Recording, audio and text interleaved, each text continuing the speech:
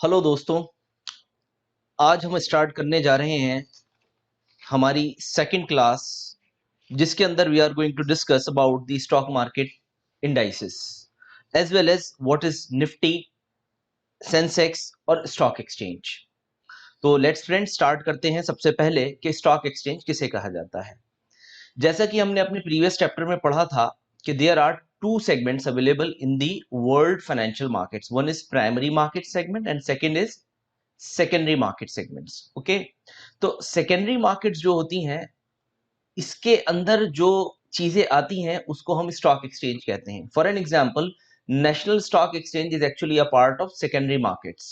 Okay, ये हम अपने प्रीवियस जो हमारा क्लास था उसके अंदर डिस्कस ऑलरेडी कर चुके हैं। अब हम यहाँ पे डिस्कस करने जा रहे हैं कि ये नेशनल स्टॉक एक्सचेंज और बॉम्बे स्टॉक एक्सचेंज को हम किस तरीके से एक्सप्लेन कर सकते हैं। तो इसमें मैं सबसे पहले आपको बताना चाहूंगा नेशनल स्टॉक एक्सचेंज के बारे में। यानी कि जो नेशनल स्टॉक एक्सचेंज है, इट वाज बीइंग एस्टैब्लिश्ड। देखिए, इसकी स्टार्टिंग तो हो गई थी सन 1990 से, लेकिन जो एक प्रॉपर फॉर्मल अनाउंसमेंट होती है उसकी अनाउंसमेंट हुई थी 1992 के अंदर। So it was being established in 1992 and it is being situated in Mumbai right now. Okay, और ये हमारा इंडिया का पहला ऐसा स्टॉक एक्सचेंज है जिसने शेयर मार्केट ट्रेडिंग को डीमैटेरियलाइज फॉर्म के अंदर स्टैब्लिश किया। Now the question is what is dematerialisation. Dematerialisation कहते हैं फ्रेंड्स कि पहले जो हमारे शेयर्स ट्रेड होते थे वो फिजिकल फॉर्म में होते थे, यानी कि वो मटेरियल स्टेट थी उनकी। लेकिन आज जो हमारे पास अवेलेबिलिटी है वो शेयर्स हमारे मटेरियल स्टेट में ना हो करके बल्कि डीमैटेरियलाइज फॉर्म के अंदर हैं। यानी कि दूसरे शब्दों में अगर मैं कहूं तो they are being available in its electronic state. Electronically अब हम अपने शेयर्स को देख सकते हैं। पहले they were being available in the physical form.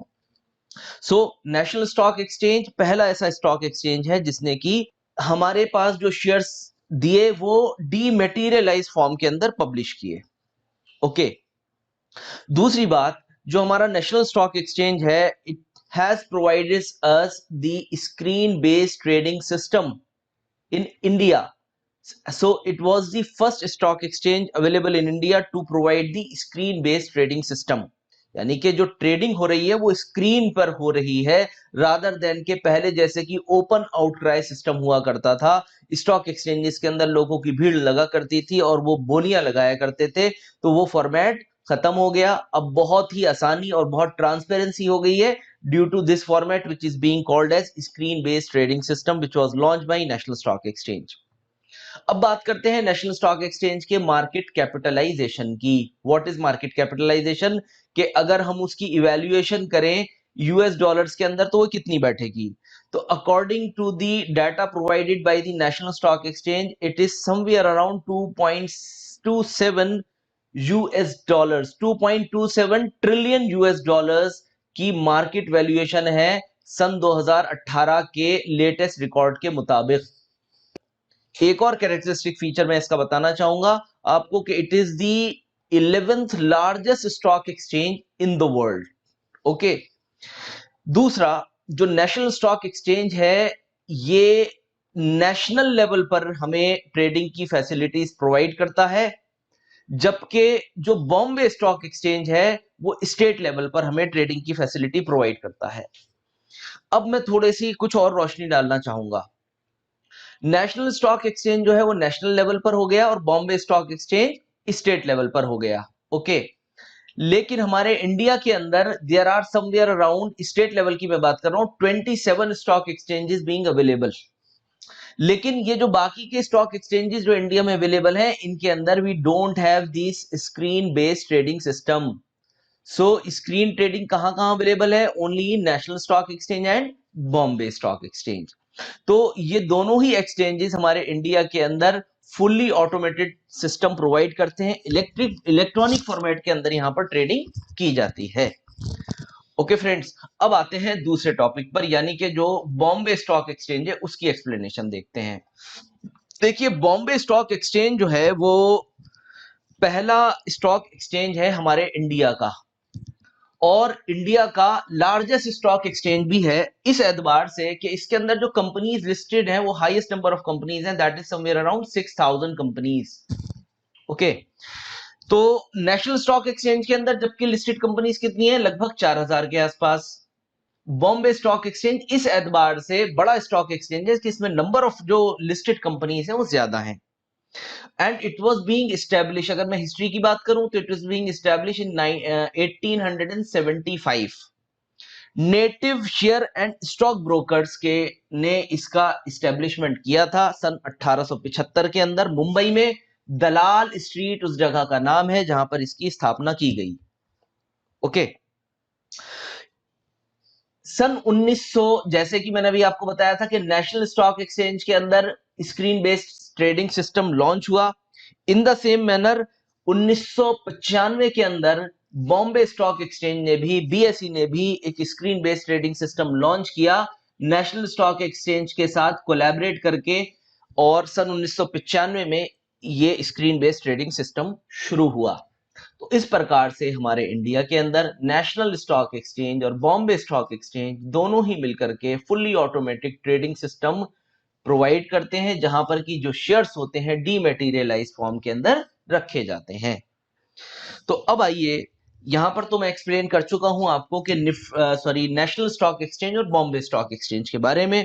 अब मैं आप लोगों के साथ डिस्कस करना चाहूंगा कि ये निफ्टी और सेंसेक्स क्या है। सबसे पहले मैं ले रहा हूं यहां पर व्हाट इज निफ्टी।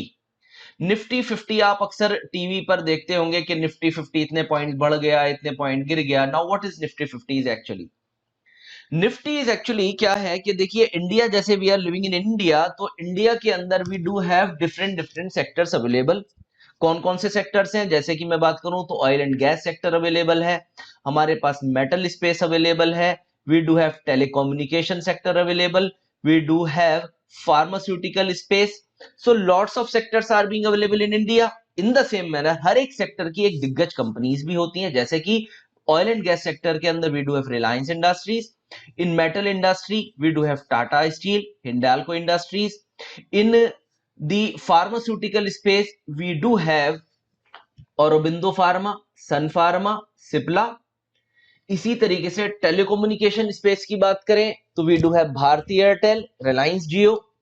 तो इस तरीके से हर एक सेक्टर की कुछ दिग्गज कंपनीज होती हैं।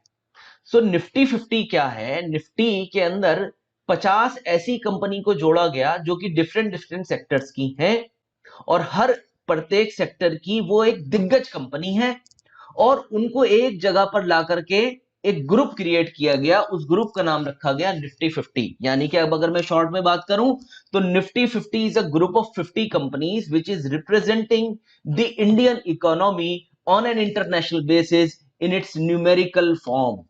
यानी कि अगर कोई बाहर का इन्वेस्टर है, कोई फॉरेन इंस्टीट्यूशनल इन्वेस्टर है, कोई बाहर बैठा हुआ है, वो देखना चाहता है कि आखिर इंडियन इकोनॉमी कैसी परफॉर्म कर रही है, तो वो स्ट्रेट अवे निफ्टी 50 को देख करके ये अंदाजा लगा सकता है कि भाई निफ्टी 50 कहां चल रहा है, बढ़ रहा है कि घट रहा है। तो इस हिसाब से वो इंडिया के एक ओवरऑल स्ट्रक्चर की स्टडी कर सकता है। तो निफ्टी 50 क्या है, it's a group of 50 companies exactly. In the same manner Nifty किसका इंडेक्स है, नेशनल स्टॉक एक्सचेंज का इंडेक्स है Nifty 50।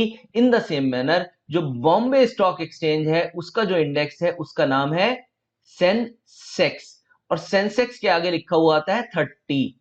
Sensex is actually a group of 30 companies. ये वही कंपनीज हैं जो कि निफ्टी का भी पार्ट है, लेकिन इसमें कंपनीज केवल 30 हैं, जहां पर निफ्टी के अंदर 50 थी।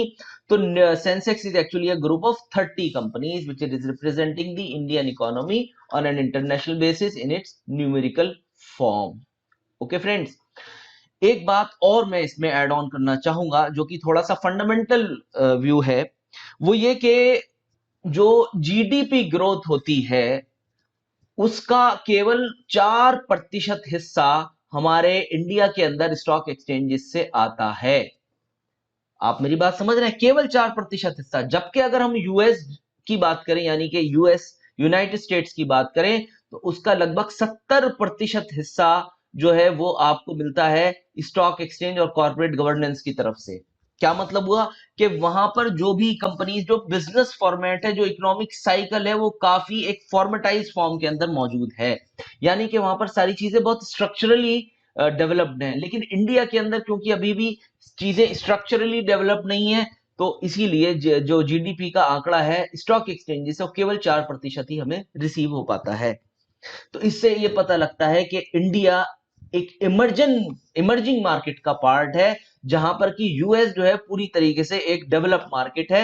इंडिया भी इमर्ज हो रही है, ऐसी मार्केट है जो कि इमर्ज हो रही है, यानी कि इंडिया एक ऐसी मार्केट है जिसको शायद बाहर के इन्वेस्टर्स टारगेट कर सकते हैं इन्वेस्टमेंट के लिए, क्योंकि इमर्जिंग के अंदर इन्वेस्टमेंट किया जाता है फ्यूचर पॉइंट ऑफ व्यू से।